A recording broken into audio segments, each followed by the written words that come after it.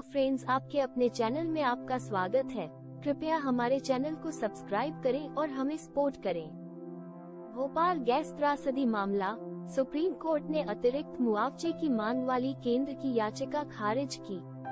न्यायमूर्ति संजय किशन कौल की अगुवाई वाली संविधान पीठ ने कहा कि मुआवजे को बढ़ाने का कोई भी प्रयास त्रासदी के तत्काल बाद किया जाना चाहिए था, न कि 3 दशक बाद। संस्कृति मंत्रालय 60 वर्ष और उससे अधिक आयु के देश के अनुभवी कलाकारों को वित्तीय सहायता प्रदान करने के लिए वयोवृद्ध कलाकारों के लिए वित्तीय सहायता, पूर्व में कलाकारों के लिए पेंशन और चिकित्सा सहायता के नाम से एक योजना का संचालन करता है। कलाकारों की मासिक पेंशन के संबंध में हर साल 14 मार्च को दुनिया भर में लोग नदियों के लिए अंतर्राष्ट्रीय कार्रवाई दिवस मनाते हैं, ताकि लोगों का ध्यान इस बात पर जा सके कि नदियां हमारे दैनिक जीवन के लिए कितनी महत्वपूर्ण हैं। साथ ही इस दिन का उद्देश्य स्वच्छ जल तक पहुंच में असमानताओं के साथ साथ मानव गतिविधियों के परिणामस्वरूप नदियों जैसे मीठे पानी के वातावरण में बढ़ते प्रदूषण के बारे में जागरूकता बढ़ाना है। नदियों के लिए अंतर्राष्ट्रीय कार्रवाई दिवस 2023 का विषय नदियों का अधिकार है, जो नदियों को राष्ट्रीय खजाने के रूप में नामित करने का आह्वान करता है।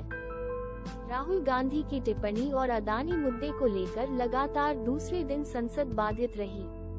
14 मार्च को लगातार दूसरे दिन संसद के दोनों सदनों में कांग्रेस नेता राहुल गांधी की लंदन में की गई टिप्पणी पर हंगामा हुआ कि भारतीय लोकतंत्र खतरे में है। ट्रेजरी बेंच ने उनसे माफी की मांग की और विपक्ष ने पलटवार किया और एक संयुक्त संसदीय की मांग की। अदानी समूह हिंडनबर्ग अनुसंधान मुद्दे पर समिति (जेपीसी) की जांच। एशिया की पहली महिला लोको पायलट सुरेखा यादव नई semi high speed Vande Bharat train का संचालन करती हैं। पश्चिमी महाराष्ट्र के सतारा जिले की मूल निवासी सुश्री यादव ने 13 मार्च 2023 सोमवार को मुंबई में सोलापुर स्टेशन और छत्रपति शिवाजी महाराज टर्मिनस (CSMT) के बीच वंदे भारत एक्सप्रेस ट्रेन का संचालन किया। ट्रेन 450 किलोमीटर से अधिक की लंबी यात्रा पूरी करने के बाद निर्धारित समय से 5 मिनट पहले CSMT पहुंची। CSMT के प्लेटफॉर्म नंबर 8 पर उनका अभिनंदन किया गया। चीन ने 3 साल के प्रतिबंधों के बाद पर्यटकों के लिए सीमाएं खोल दी हैं। घोषणाओं ने पिछले शेष यात्रा प्रतिबंधों को वापस लेने के रूप में चिन्हित किया, जो लगभग 3 वर्षों के लिए लागू थे। 2020 की शुरुआत से चीन में दुनिया में कहीं भी सबसे कड़े यात्रा प्रतिबंध थे और अनिवार्य रूप से अंतर्राष्ट्रीय यात्रा से बंद कर दिया गया था। RSS प्रमुख मोहन भागवत सामवेद का उर्दू अनुवाद लॉन्च करेंगे। RSS प्रमुख मोहन भागवत शुक्रवार को लाल किले में आयोजित होने वाले एक कार्यक्रम में 4 वेदों में से एक सामवेद के पहले उर्दू अनुवाद का शुभारंभ करेंगे। वैदिक संस्कृत से उर्दू में अनुवाद बॉलीवुड के पटकथा लेखक और फिल्म निर्माता इकबाल दुर्रानी ने किया है। DRDO ने VSHORADS मिसाइल के 2 सफल उड़ान परीक्षण किए।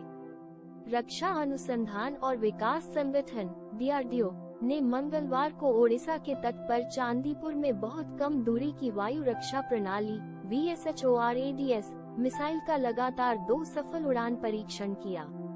रक्षा मंत्रालय ने कहा कि उड़ान परीक्षण जमीन से किए गए थे।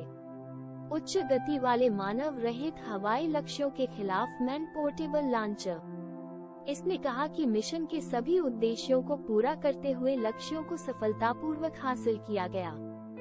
सरकार वर्ल्ड प्रेस फ्रीडम इंडेक्स से सहमत नहीं। केंद्रीय मंत्री अनुराग ठाकुर सूचना एवं प्रसारण मंत्री अनुराग ठाकुर ने मंगलवार को कहा कि सरकार विदेशी NGO रिपोर्टर्स विदाउट बॉर्डर्स द्वारा प्रकाशित वर्ल्ड प्रेस फ्रीडम इंडेक्स के विचारों और देशों की रैंकिंग से सहमत नहीं है। लोकसभा में एक प्रश्न के लिखित उत्तर में ठाकुर ने कहा कि सरकार भी इस संगठन द्वारा निकाले गए निष्कर्षों से सहमत नहीं है, जिसमें बहुत कम नमूना आकार, लोकतंत्र के मूल सिद्धांतों के लिए बहुत कम या कोई महत्व नहीं है और एक कार्य प्रणाली को अपनाना शामिल है। संदिग्ध और अपारदर्शी है। देखने के लिए धन्यवाद। कृपया हमारे